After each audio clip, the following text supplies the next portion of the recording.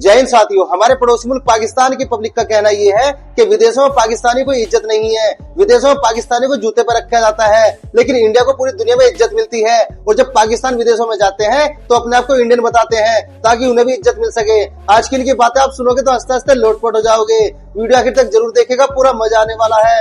और यदि चैनल है पहली बार आए तो चैनल को सब्सक्राइब करना ना भूले। तो चलिए शुरू करते हैं आज के वीडियो।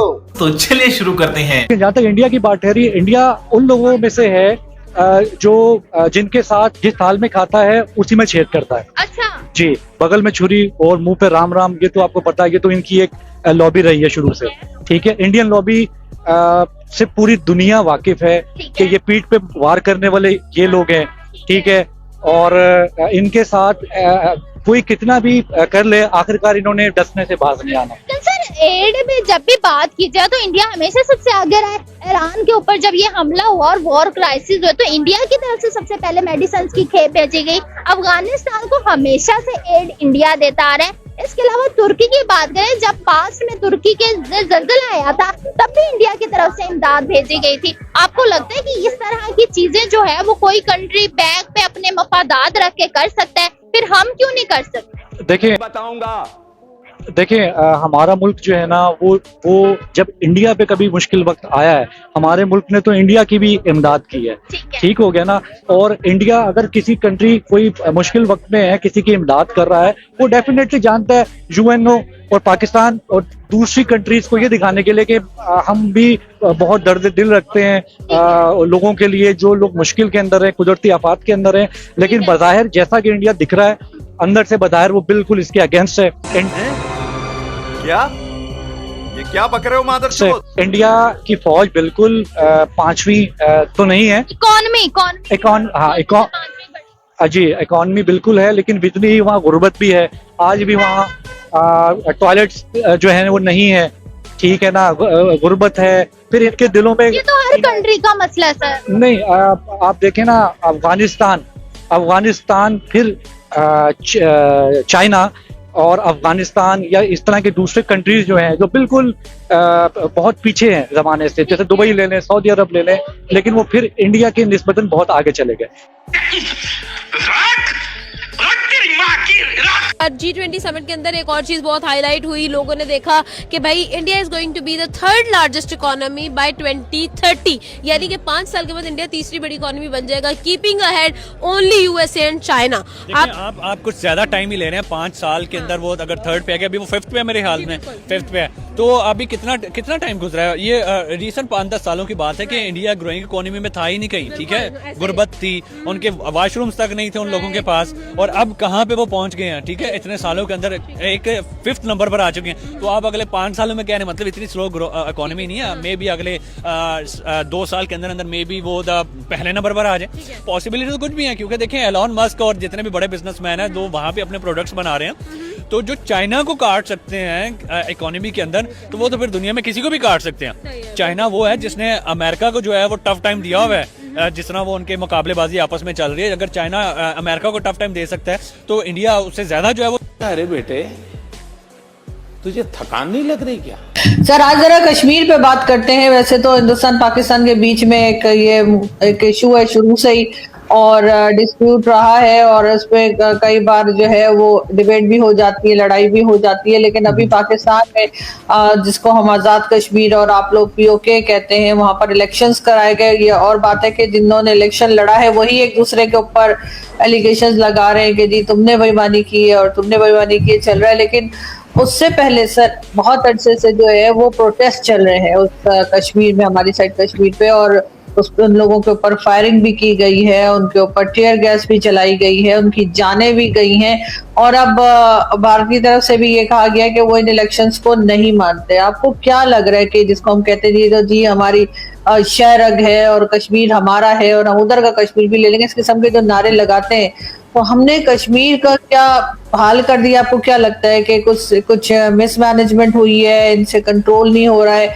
कहाँ गलती हुई है? तो आदू, क्या बात है, इसको अभी का अभी आईएएस घोषित कर दो। मैं खुद जर्मन से आई हूँ और वहाँ पे पाकिस्तानियों की इज्जत बिल्कुल भी नहीं है।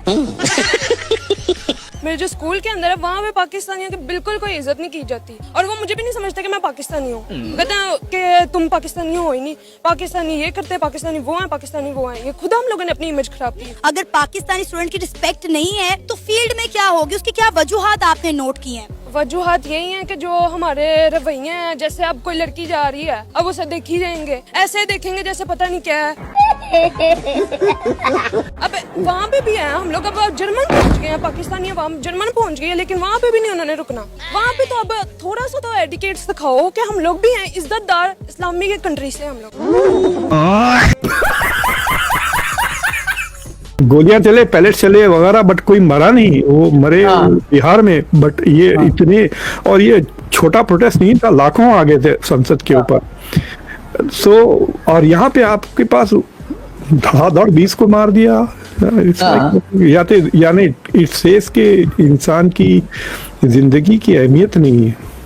नहीं है सर, बिल्कुल भी नहीं है, पाकिस्तान में तो कम से कम नहीं है। और हम लोग कई जर्नलिस्ट जो हैं उन्होंने ये बिल्कुल यही एग्जांपल दिए जो आपने, कि वहां पे जंतर मंतर पे इतना लाखों के लोग आए थे लेकिन वहां पर कोई गोली नहीं चली है, किसी की जान नहीं गई है। और यहाँ पर अभी तक डिफरेंट फिगर्स आ रहे हैं, कोई 18 बता रहा है, कोई 20 बता रहा है, इतने लोगों की जानें गई है। लेकिन सर ये ह्यूमन राइट्स वाले, इंटरनेशनल ह्यूमन राइट्स वाले, ये क्या चीज है? मतलब ये किसी चीज पे बोलते नहीं है। मतलब अगर हमारे यहाँ माइनॉरिटीज के ऊपर गलत हो रहा है तो भी ये खामोश है, अगर हमारे यहाँ बलूचिस्तान में गलत हो रहा है तो भी इनकी आवाज नहीं निकलती, कश्मीर के ऊपर जिस तरह से फायरिंग हुई है, स्ट्रेट फायर भी कुछ अरसे पहले किया गया था, तब भी लोगों की जाने गई थी, तब भी ये खामोश रहते हैं। फिर कैसे कैसे लोग रहते हैं यार यहाँ पर। इंडिया को खत्म कर देंगे 10 दिन के अंदर खत्म हो जाएगा इंशाल्लाह। 10 दिन के अंदर इंडिया को खत्म कर देंगे। आपको कौन सी को ख्याली दुनिया में बैठ है या हकीकत में बैठे? में नहीं, हम पाकिस्तानी है भाई, हम पाकिस्तान का साथ देने वाला आदमी है। हाँ, इंडिया का नहीं। तो आपके अंदर जज्बा है? जज्बा है बिल्कुल, तेरी जज्बे का ऐसी की तैसी। आप जैसे आप कह रहे हैं आपके अंदर जज्बा है, आप लड़ाई कर देंगे, ये कर देंगे, वो कर देंगे, तो इंडिया के अंदर भी आपके जैसे जवान बैठे हुए हैं। तो जब लड़ाई जो टकराव होगा तो नुकसान होगा ना, इससे कोई फायदा तो नहीं होगा? नुकसान तो होएगा, दोनों मुल्कों का होएगा। ये सर फिर पागल हो गया। जंग नहीं होनी चाहिए, जंग होगी तो रोजगार खत्म हो जाएगा, गरीब खाने को तरस जाएगा।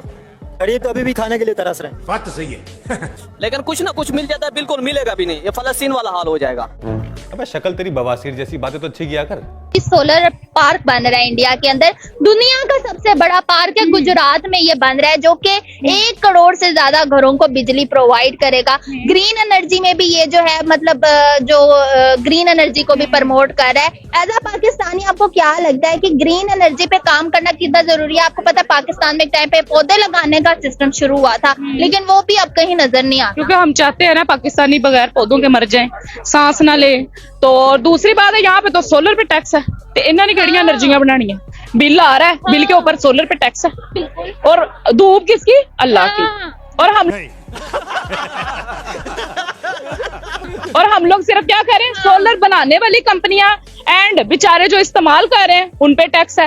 हम लोग पता नहीं कब तरक्की करेंगे, हम लोगों की सोच वहां जा ही नहीं सकती, इसीलिए पाकिस्तान बहुत लो लेवल में चला गया है। तो मेरे ख्याल में उस पर पूरा फोकस करना चाहिए।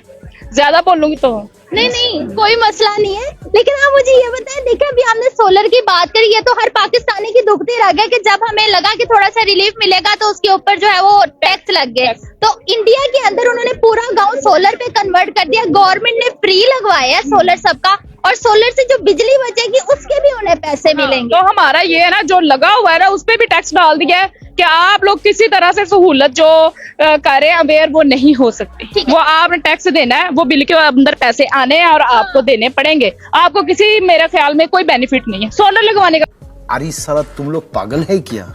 अकबर हमारे साथ मौजूद है। इंडिया ने जो बात की थी कि हम घर में घुस के मारते हैं, और मोदी साहब की जो बात थी वो पूरी होगी, और वो एक दफा फिर से 140 करोड़ इंडियंस के हीरो बन गए हैं, और पाकिस्तान के सिटीज को टारगेट किया गया। एक और बात मैं आपको बताती चलो, इंडिया और पाकिस्तान के बीच आज तक जितनी भी झड़पें हुई हैं, जितने भी अटैक हुआ, ये हिस्ट्री का सबसे बड़ा हमला था जो इंडिया ने पाकिस्तान पे किया। पता था कि इंडिया अटैक करेगा, उसके बाद 9 सिटीज कैसे हिट होगी और इंडिया ने अपने सारे के सारे टारगेट अचीव कैसे कर लिए।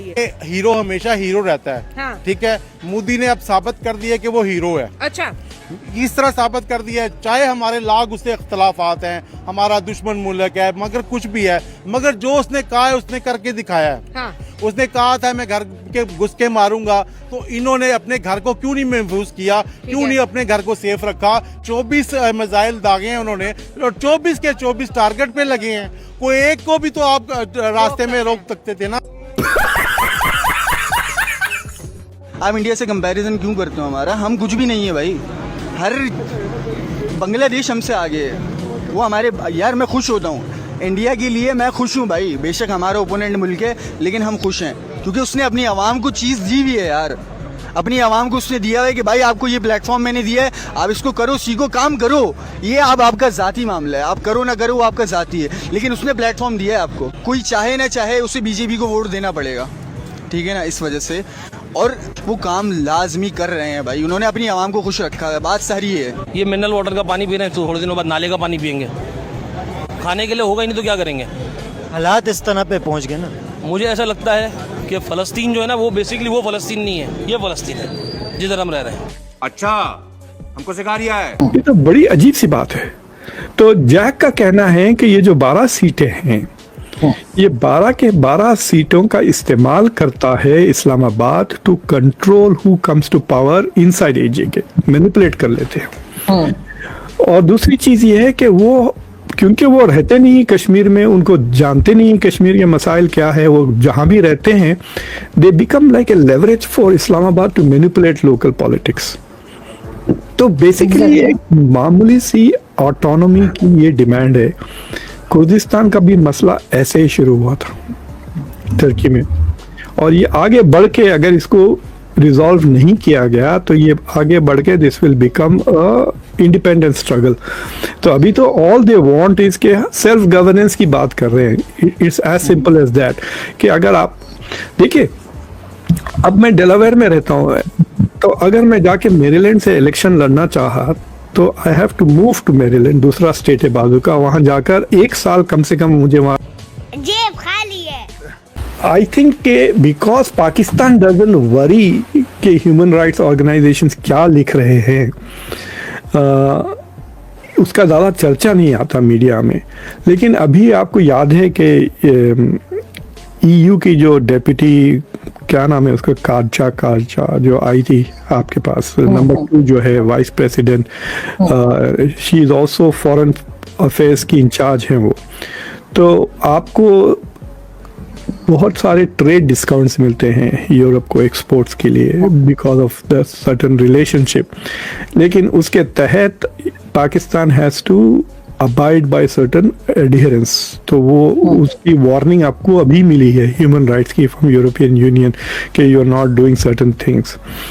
और वो यूरोपियन यूनियन के वजह से मुझे लगता है कि पाकिस्तान का जो लीगल एनवायरनमेंट है इज एक्चुअली रीजनेबली गुड। अभी जब डोनाल्ड ट्रंप ने, आपको याद है चंद महीने पहले, ये सब अब भी चल रहा है क्या? अबे मुझे क्या पता, मुझसे पूछे जा रही है बार बार। तो कश्मीर का फैसला हमेशा कश्मीर ही करे, बिलावल साहब का ये कहना है, लेकिन कश्मीर का फैसला जो कश्मीरियों को करना चाहिए, उनको तो आपने अरेस्ट कर रखा है, उनको तो आपने बैन कर रखा है, उनकी तो पॉलिटिकल पार्टीज जो है वो इलेक्शन में हिस्सा ही नहीं ले सकती। पाकिस्तान में मैंने हमेशा कहा है, और शायद मैं अपनी आखिरी सांस तक ये कहती रहूंगी कि पाकिस्तान में इलेक्शन का कोई मतलब नहीं है, चाहे वो फेडरल गवर्नमेंट का इलेक्शन हो, चाहे वो कश्मीर का इलेक्शन हो, चाहे वो गिलगित बल्तिस्तान का इलेक्शन हो, चाहे वो किसी जगह का भी पाकिस्तान में इलेक्शन हो। ये इलेक्शन पहले से ही पता होता है लोगों को कि किसको लाया जा रहा है, किसको बिठाया जा रहा है। इसका कोई मतलब नहीं है लोग अगर 10% बाहर आए हैं, तो अगर लोग 100% भी बाहर आ गए होते तब भी होता वही, रिजल्ट वही निकलता। जो बात तो सही है जो कि मिलिट्री एस्टैब्लिशमेंट चाहती है, रिजल्ट वही आता जो कि इनको लाने वाले और इनको बिठाने वाले चाहते हैं। ये जो बिलावल साहब हैं, चाहे PMLN है या कोई भी दूसरी पार्टी है, जब ये नारे लगाते हैं कि जी हमें लाओ और अब हमें ट्राई करो और हमें प्राइम मिनिस्टर बनाओ, तो ये हरगिज पब्लिक से नहीं कह रहे होते, ना ही ये वोटों की भीख मांग रहे होते हैं। ये तो उन लोगों को बूट पॉलिशियां हैं जिनके लाते और ले जाते हैं गवर्नमेंट्स को, ये उनको कह रहे होते हैं कि जी हमें ले आओ और इनको हटा दो। और यही सब कुछ जो है वो आज नहीं पिछले 80 साल से पाकिस्तान में होता चला आया है। क्या बात है, इसको अभी का अभी IAS घोषित कर दो। आपका कश्मीर जो आपके पास नहीं है, उस कश्मीर के लिए आपके पास जो कश्मीर है आप उसको बुरी तरह ट्रीट कर रहे हैं। तो जो आपके ये जो मसला चल रहा है जैक के साथ, जो वो जॉइंट अवामी एक्शन कमेटी जो है, तो उनका डिस्प्यूट,